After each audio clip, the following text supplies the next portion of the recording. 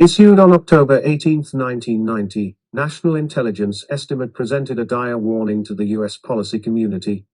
Yugoslavia will cease to function as a federal state within a year, and will probably dissolve within two.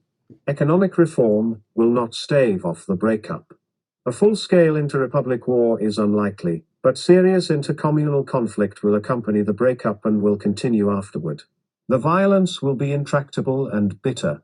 There is little the United States and its European allies can do to preserve Yugoslav unity. Yugoslavia actually started falling apart in 1974. The internationals, the big-time decision makers, they didn't bother to understand the complexities of Yugoslavia. They knew what was going on in Belgrade, but they didn't know what was going on in Skopje, in Sarajevo, in Pristina, in Ljubljana, and in Zagreb. And they simply didn't, because they were accredited to the federation.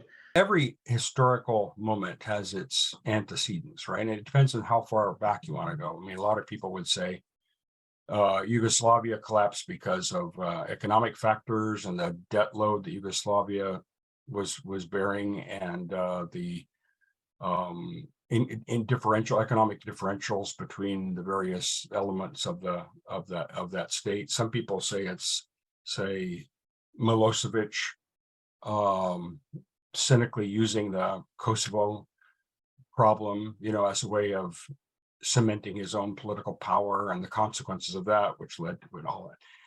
But frankly, because of my background, maybe, but I think it's analytically true, I would say the origin is in Warsaw in 1989, because as you probably know, in February and March, the communist government of Poland entered negotiations with Solidarity, the trade union, which led to the peaceful dissolution of the Communist Party.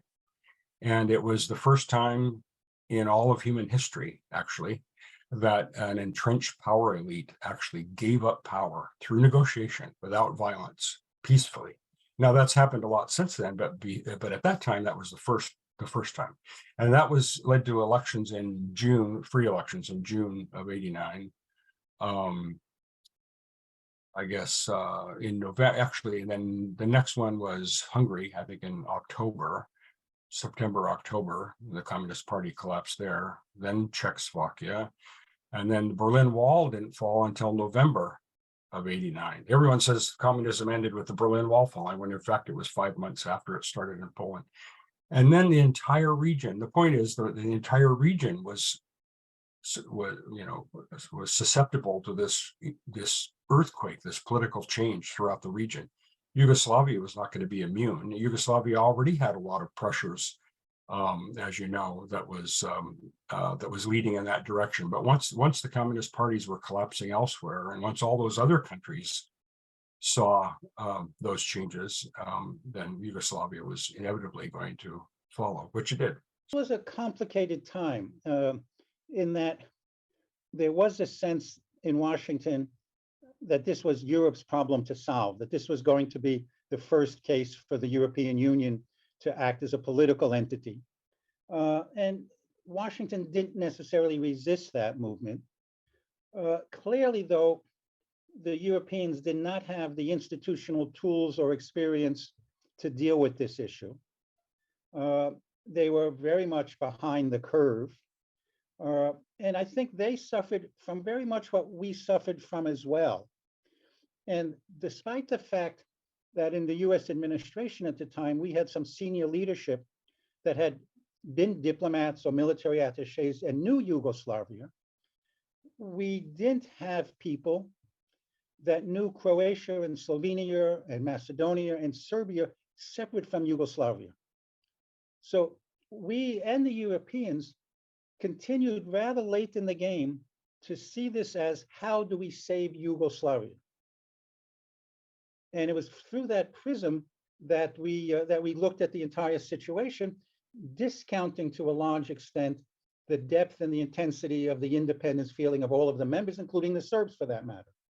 So there was a large number of people who had grown up and worked and developed relationships in the old Tito era of communal harmony in Yugoslavia. And I think they found it difficult to believe that their former friends, their former colleagues, these people they had worked with and developed relationships with were actually capable of allowing the country to break up and to commit the sort of horrific crimes that were happening. I can tell you the day I knew we were going to war in Yugoslavia.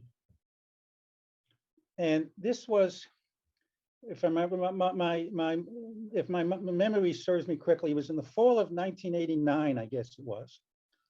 And we had a senior level State Department visit to Serbia, to Belgrade. And we came up with the idea of inviting representatives from all the other republics. And I brought several people from Croatia and Slovenia, and there was people from Bosnia, there was from the Albanian community, from the Bosniak community. It was representative of everyone pretty much. And we were settled in the ambassador's residence for a meeting after dinner, I think it was. And the senior US representative sat there and told this crowd that the US was indifferent to whether or not Yugoslavia resolved its future through a federal or confederal method or means. And as soon as he said this, in my mind, I knew we were going to war. Because in the minds of the Serbs, this gave them what they felt was the green light to keep Yugoslavia together, which what they hid behind for a long time. And for the Croats and the Slovenes, it gave them, they felt, the green light to break away. The extent to which Macedonia was important, from my point of view, was its participation in federal government bodies. Vasil Tuperkovsky was the Macedonian representative on the Federal Executive Council. And without going into too much detail, there were 8 votes. Milosevic had 4. He had Vojvodina and Kosovo didn't make sense, but he controlled the individual. Those were parts of Serbia technically, and he had Montenegro. So Serbia, Montenegro, Vojvodina, and Kosovo. He needed one more to get a majority. Croatia and Slovenia were off the table, so that left Bosnia and Macedonia. The Bosnian representative was a man named Bogicevic, who is an ethnic Serb, but he was also a communist and a real believer in brotherhood and unity. And he would not go along with Milosevic, and he came under extraordinary pressure, and he didn't cave. And that left Vasil Tuperkovsky, the Macedonian, and he came under pressure, and he didn't cave either. The Serbs basically wanted to say good riddance to the Slovenes and the Croatians. Serbia, Milosevic wanted to have a greater Serbia than was just within the drawing the lines. And they were perfectly willing to have some of the other pieces go away as long as they left the pieces that Serbia wanted.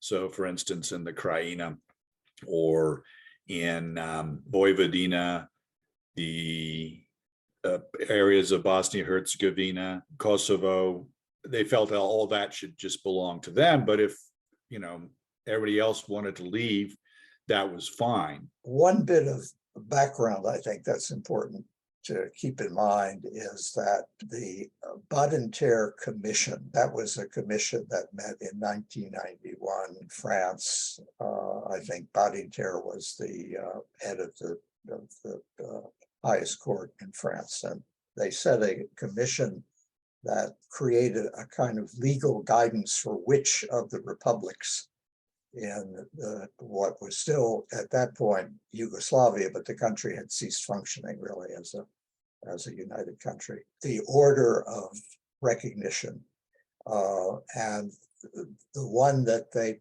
said was met most fully requirements for recognition was Slovenia. It was ethnically homogeneous. And the second was Macedonia.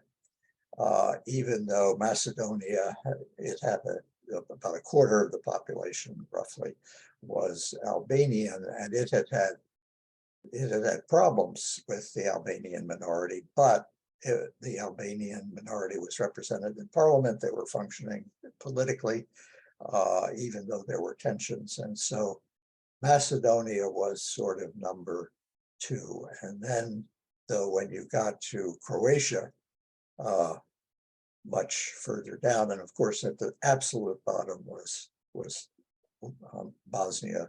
Bosnia, of course, there was a large Serb population there who were not going to go quietly into the night, did not want to be part of a Muslim or a Catholic. And there's a key issue here, Catholic dominated state, because they were going to be a minority. And this rule of the Balkans, nobody wants to be a minority in somebody else's majority. No majority wants a large minority.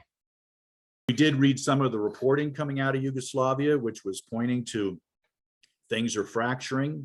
None of this was a surprise to us. I liken it to the fact that we were looking down this train track, not that we were on it, but you could see the train was coming. Everybody was talking about it. Yugoslavia was not going to be able to survive. It was coming apart. And the unfortunate thing was nobody saw a way forward about doing this in a way that didn't engender violence. That, okay, Slovenia might go its own way, but the Serbs and the Croats in areas in parts of Croatia, they're intermixed. Serbs are belligerent, even worse intermixture in Bosnia-Herzegovina. So I don't think that there was a great deal of misunderstanding about the depth of the feelings between the various nations in Yugoslavia. Didn't surprise anybody, but nobody had an answer for it.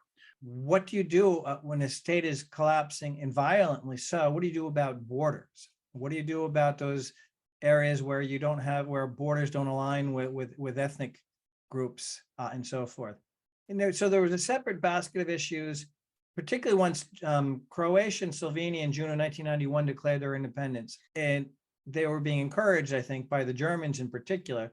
That created a set of dynamics which forced the United States to react in such a way, because the cat was out of the bag at that point. It was clear that Yugoslavia was going to collapse. Even Milosevic was saying, Yugoslavia is finished. There had been a last gasp effort by the president of Macedonia and the president of Bosnia, Gligorov and Izetbegovic, to propose this, what they called an asymmetric federation. That was on the eve of the Declaration of Independence in the Northern Republics, but it was too late at that point. We had no idea what is going on in the other parts of Yugoslavia. If somebody now asks me what were the signs of breaking up, occasionally, I would watch TV and see how the things are not going well in the parliament of Yugoslavia, how the leaders are fighting.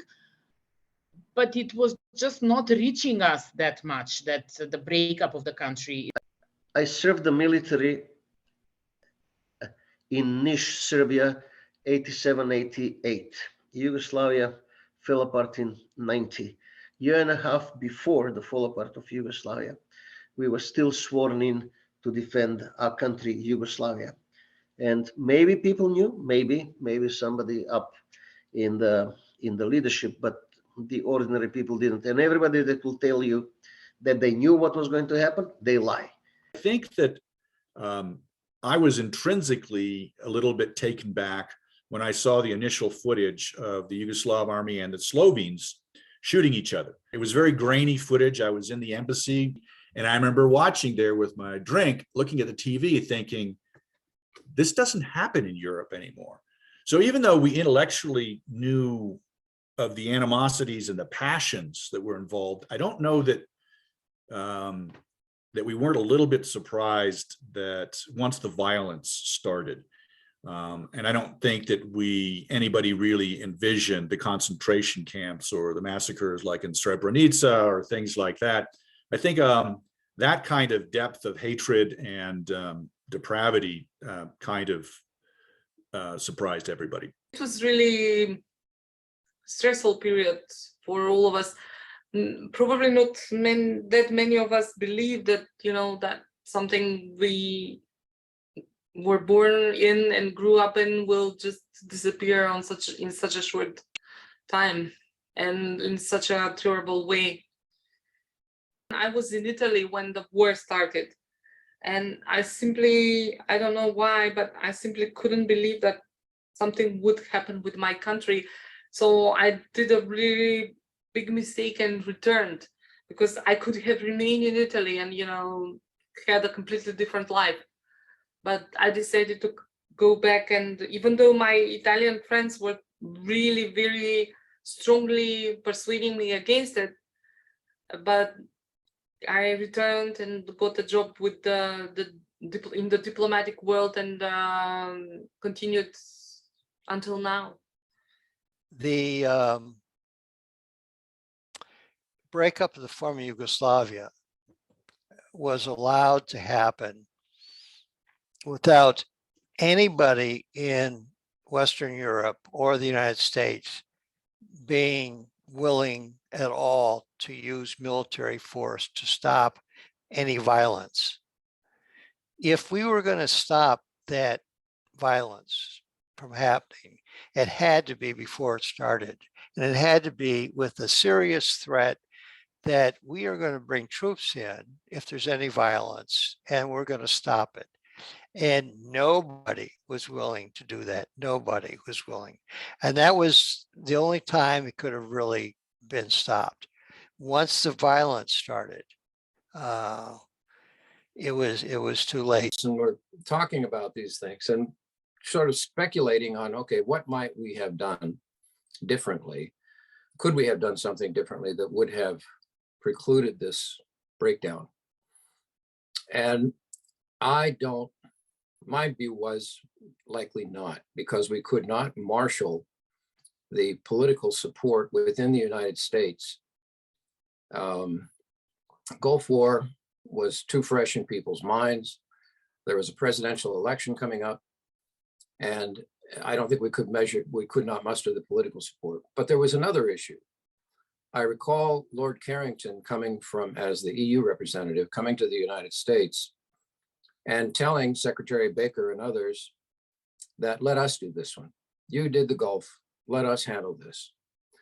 And so that led to a somewhat fractious relationship as various combinations of US and European diplomats endeavored to come up with a formula which would somehow or other satisfy the requirement that conflict could be prevented. And of course, none of these formulas did. And so, the result was the inevitable. But the EU tried, but at the end of the day, when it became necessary to contemplate tougher action, the EU was not really in a position to, it's NATO that was the military arm. So that was the ultimate leverage, which nobody had hoped to have to use. Really, the only answer that I can think of that would have prevented the atrocities later on would have been for the world to have been united enough, NATO to have, and the UN to have been united enough to take over the country as a protectorate and physically control everything. And that would have been impossible. That's a dream. Everybody knew it at the time. It was just like a train wreck that everybody could see happening. We should have been willing to use military force, because if we would have used military force then, all this wouldn't have had to have happened that required us in the end to use military force. And that again was due to President Bush, who made this decision. And I can tell you that there were many in the State Department who were really, really angry in 1992, 1993, 1994, to see these atrocities going on and us doing nothing about it. But when we finally did go in, the way we handled it had resulted in the Dayton Accord, which was great in bringing the war to a close, but horrible for Bosnia, which remains to this day all screwed up. And the frank reality is we don't care. We say we do, and we urge them to do this, urge them to do that, but we don't care enough. And the same holds true with these other countries, that we're willing to have a dialogue, talk, this and that, but to make a real difference, we're not really willing to do it. And that's our fault. That's on us. I think that the major, should I call it a failure, maybe, was that we could not find more effective ways to discourage Milosevic from his conduct in the former Yugoslavia. I think that was, I don't know what that way would be. I don't know what it would have been, but it is, I mean, there are so many lives that were lost and so much damage. If you look at, I mean, I look back now on my time at the Office of the High Representative in Bosnia and Herzegovina, there are still fragments of the former Yugoslavia that are struggling to find a path to coexistence. And I don't know that if the war had not taken place, that would have been all that much easier. But I think that that's my greatest regret. A major component of it seemed to be confusion by the Serbs. They just truly didn't understand what everybody was upset about. First of all, they didn't believe that the Serbs in Bosnia-Herzegovina or elsewhere were creating atrocities. They didn't believe that. Then their second sentence would be, well, and if it's true, it's because they started it. And they always wanted to point back to the fact that we were allies during World War II, and they just didn't understand the depth of the opposition that their policies were engendering. My generation is in a very peculiar situation. So we had a number of friends that were actually, they found themselves on the front line. You know, the kids that were singing and going to the military, the hardest thing in the military was making your bed and washing the bathroom. All of a sudden, they had guns that they actually had to use, and they were on a front. So it actually struck me pretty strong and pretty hard how that situation developed. The issue that really broke their back, again, I'm recalling this 20 some odd years later, that broke it for them was the call up and the use of Macedonian young men in the Yugoslav army fighting and killing Croats and Slovene civilians, so to speak. And if I recall, there was a very vivid footage of a Macedonian soldier being killed on TV in his half track, I think in Split or somewhere. And it became increasingly clear to the Macedonians they were sending their young boys to be killed in places that they used to go to for vacation, basically to prop up a Belgrade government. And I think that's really what forced them to insist on leaving.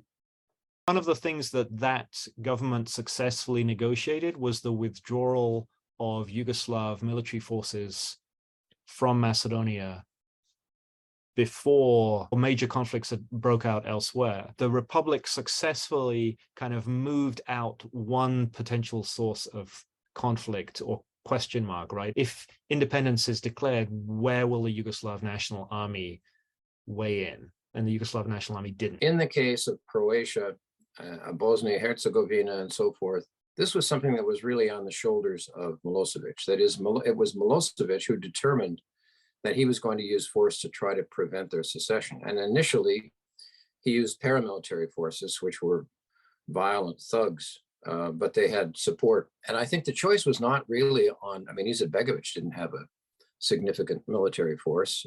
Tudjman, one could argue, had more. But these, in the case of Macedonia, there was never a need for the use of military force, because I think it was the choice from Belgrade not to contest the separation. And it's quite understandable, given the developments at the time, why Macedonia would choose to strike an independent path. So shortly after that, in September, the country proclaimed, there was a referendum, the country proclaimed independence. And as much as the percentage of the population that was for referendum was like over 90%, some of the people still didn't know what that will mean for us. We kind of passed through that period without being aware of transitioning that much from one system to another. It changed a lot when we had to start developing the system. You know, you have the ministries, you have the government to be established, the parliament. And then, you know, little by little, we all started to pay more attention to what is going on in the politics, and we all learned how to watch the parliament all day, listen to the people that are representing us, to find out that actually you vote for somebody that should represent you. So yes, I think it was an interesting time to be living that historical moments. Its departure from Yugoslavia was, compared to the others, peaceful. You had a brief war in Slovenia, a much more intense war in Croatia, and this, war that included genocide in Bosnia. But Macedonia simply made a peaceful exit, and of course, then it ran into the problems that it had with Greece. Basically, Macedonia just wanted to become a country and get on with its business. And the fact that they'd had a referendum, they declared their independence. They did not try to chase out the ethnic Albanians who make up 30% of their population. They were, relatively calm and pragmatic about the whole thing. And all they wanted was international recognition so they could move forward. Well, the Greeks were so mad about all this, especially when we moved towards recognition, that they put an economic embargo on the whole border between Macedonia and Greece. And that caused a lot of problems for Macedonia because they were already a backwards agrarian economy. They're landlocked, they had no access to the sea, and they had been used to going through Thessaloniki. Now they were blocked. There were a number of embargoes, economic embargoes towards the country. And I remember, first of all, we could not travel to Greece. I'm talking now about the personal, private things. You cannot go to beach. You cannot go for vacation. You cannot go for shopping. Worse thing than that, because of the embargo, the borders are closed and we cannot get supplies from Greece. Thessaloniki port, which is again around less than 150 miles from Skopje, was the main port where we would get gas, like petroleum for the vehicles. So there was a problem with supplying gas for our cars. So all of a sudden we had to limit our travel with cars because people could not, it was not there. It was gone. The gas stations were closed.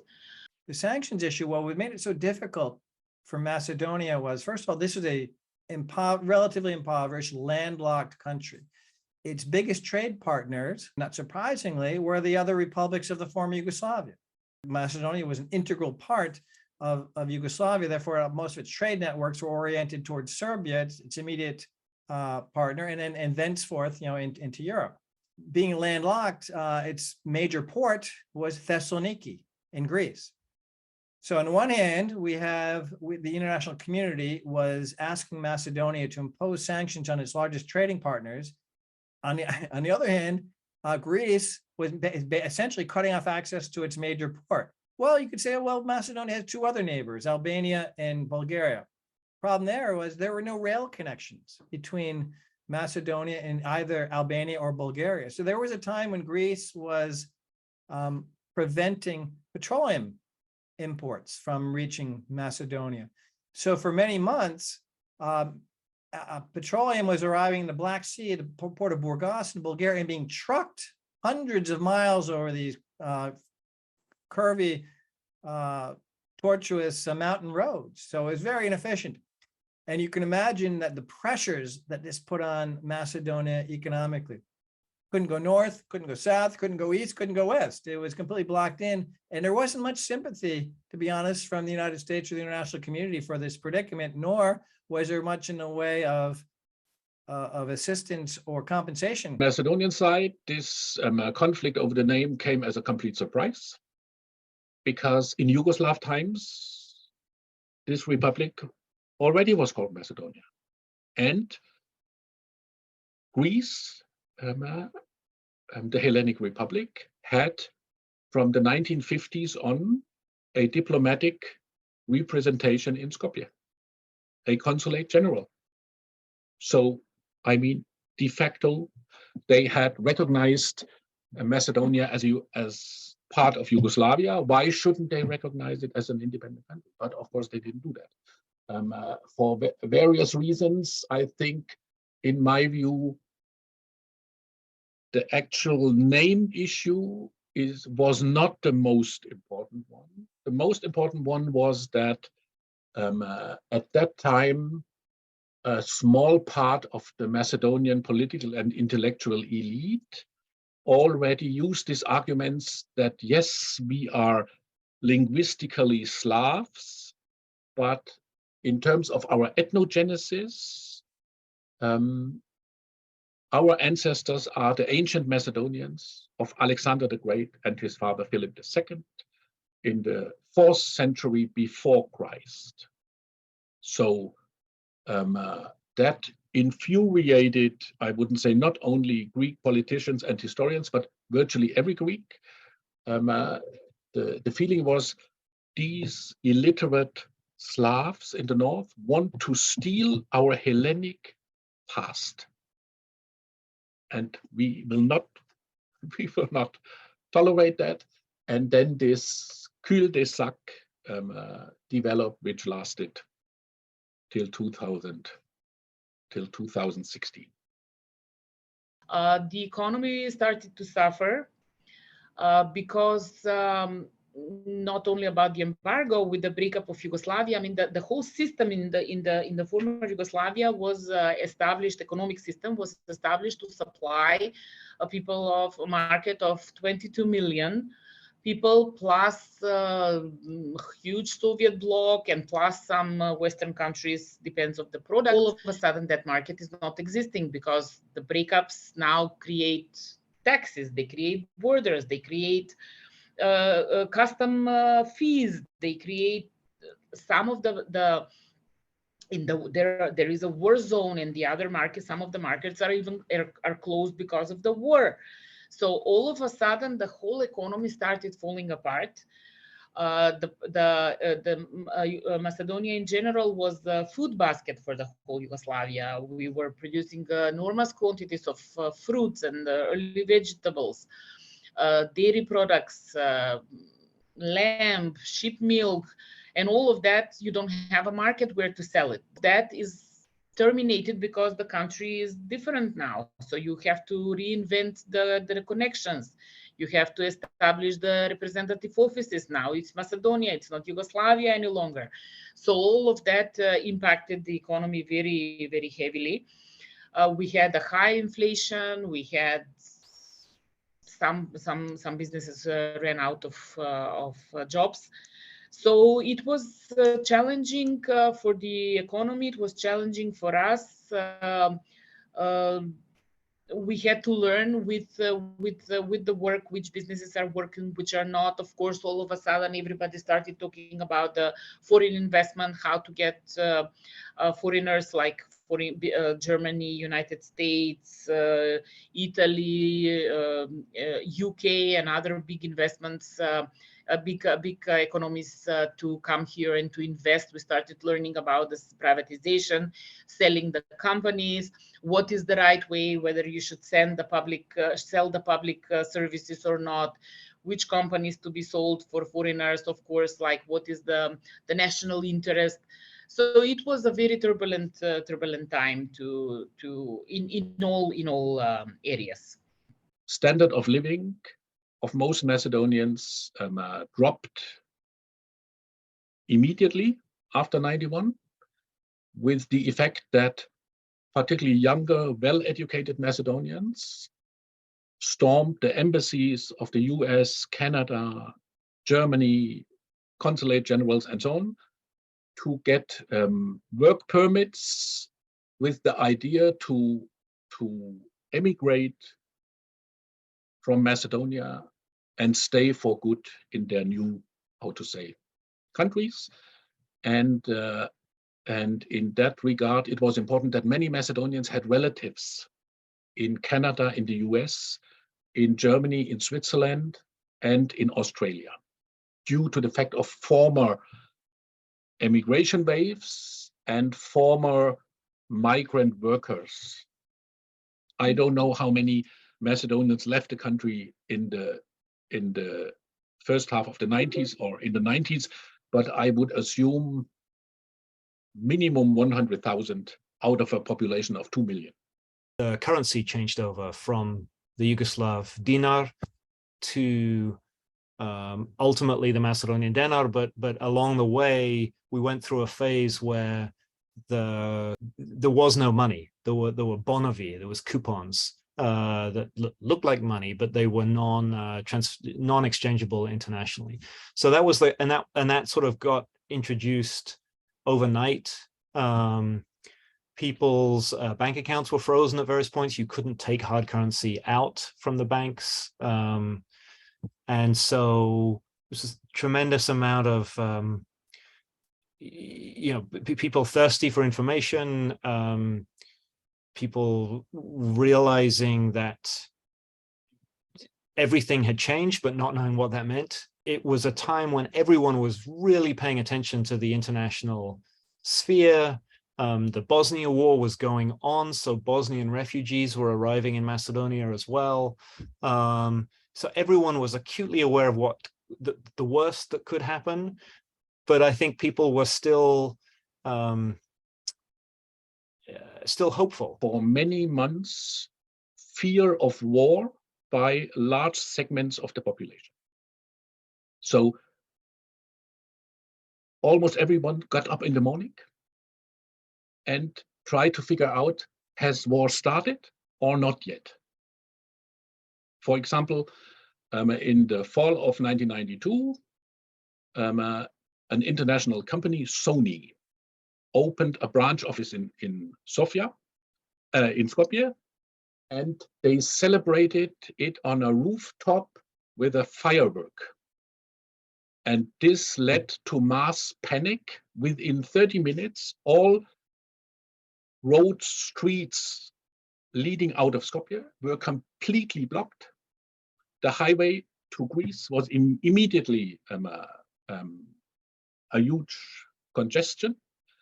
And due to the fact that most people in the cars did not have radios, they missed the information which was distributed by Radio Television Skopje that relax, it's not war, it's just a firework. And also in villages where people usually did not have cars, but they had tractors. So they attached to the tractor a sort of wagon, put the whole family plus some belongings there, and tried to make it over the border into Bulgaria, Albania, Greece. And it took, I would say, minimum 24 hours until everyone had realized, okay, it's not war. We can safely go home. And of course, that did not diminish the fear of war. Yugoslavia was always in the middle. So we were always between the East and the West. So it has never been like a closed communist system like were the Russian bloc countries. It was not as open as the Western economies. But unlike our Eastern neighbors and in the Soviet bloc, we could travel. The Yugoslav passport was accepted in every country. Even you can go to the States without a visa back in those times. And you could go to Greece, you could go to Italy. In that time, they were a part of the EU without any special requirements for shoppings, for vacations. It was pretty free and easy to access and to live in the country. I mean, at least that's what we know it. I'm not talking about the people that were part of some political system that had different obstacles. I'm talking about the regular people. One of the points of nostalgia for people in Macedonia after the breakup of Yugoslavia was just how powerful the Yugoslav passport had been. They could travel anywhere, and they could travel from Skopje to to Ljubljana without any kind of papers, right? Except their identity card alone, they had this huge cultural range that they could travel to. And then if they had a Yugoslav passport, which many of them did, they could travel west, they could travel east. It was like, you know, and there are rankings now of like the power of passports, right? Like how many places you can enter without a visa. And the Yugoslav passport was a pretty good one to have. So replacing that was culturally valued by citizens in Macedonia, right? And for some of them, especially, it was economically vital as well. On the northern border to Serbia, which had been until 1991 a purely administrative border. So it was not marked in the terrain. So people living on both sides of the border did not know exactly where the border was. So, for example, they went into the woods to cut trees from the Macedonian side. Then suddenly Serbian border guards showed up and fired at them, arguing, you are stealing timber from Serbia, and that's why we kill you, which is lawful because you illegally stepped over the wall. The Albanian community in Macedonia in the Yugoslav period was it was less well represented in government employment than the majority populations in each republic. So what that drove was a reliance among the Albanian communities on labor migration, that constituency, and the importance of cross-border mobility for those communities as well. So that again gives you a kind of reminder of why, to maintain credibility among its citizens, a government in Macedonia needed to establish diplomatic standing for itself. And that's aside from the security guarantee that I think was important, right? You felt the division, the separation, almost segregation in many parts of Skopje, certainly, and in parts of the country.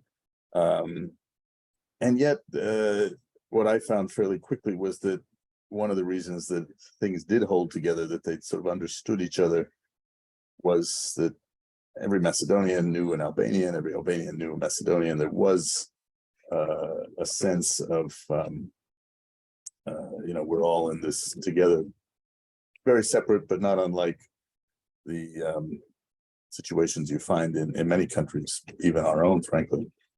There was residential segregation, there was employment discrimination, of which Albanians were the kind of the losing party, right, in the Yugoslav period. There was a commitment, I think, among Albanian leadership in Macedonia. They still sort of Macedonia as their home. They weren't imagining separatism, despite what the rhetoric of the Macedonian nationalist parties were saying. There was actually a real commitment on both sides of this Albanian-Macedonian divide. It's like, no, this is the republic. We're going to keep this republic together. So that also differentiated, I think, from other places. But there was also a lot of existential pressure, angst throughout the Yugoslav period. The Albanian-Macedonian border is one where there are a lot more people who identify as Albanian on the Macedonian side of that border than there are people who identify as Macedonian on the Albanian side of that border. They're both represented, right? But it's not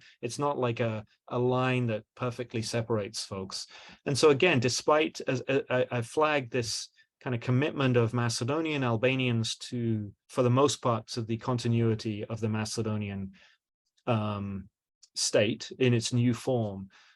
But again, that commitment erodes if that state can't establish itself, if that state can't provide its citizens with services, and among services is a citizenship that allows you to make a living, right? Whether at home or by traveling. Those are some of the, as I said, kind of ground level considerations, I think, that shaped the importance of Macedonia getting UN membership and broader recognition. The international community in general, CSE in particular, were afraid that the Yugoslav Republic of Serbia would stage an armed invasion into the southernmost Yugoslav Republic of Yugoslavia. Also, there was deep concern over what was happening to the west of Macedonia, that is Albania. Albania at that time was, I would say, going up in flames, in complete chaos. All kinds of state structures, including border guards, sort of evaporated. So Albania was considered to be also a danger, not on the same level as Serbia. And the two other direct neighbors of Macedonia, particularly the southern one, Greece, showed a very unfriendly behavior to the fact that now on her northern border, no longer Yugoslavia existed, but a new country by the name of Republic of Macedonia that also was met with, I would say, mixed feelings by the eastern neighbor, Bulgaria. Some Bulgarians in the political elite and others had the hope that Macedonia would, in quotation marks, reunite with Bulgaria. A complete misperception, because in Macedonia, virtually no one wanted to reunite, nor to unite, nor anything else with Bulgaria.